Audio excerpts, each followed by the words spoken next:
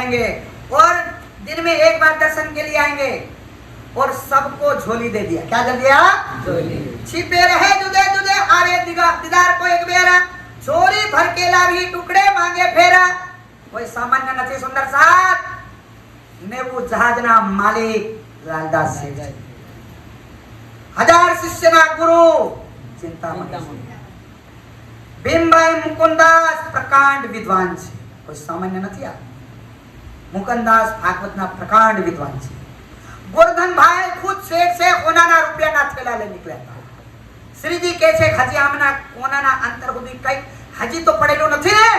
અજમાવે છે મારો નાથ સુંદર સાથ અને જોડિયો પકડાવી આવા મોટા છેટોને।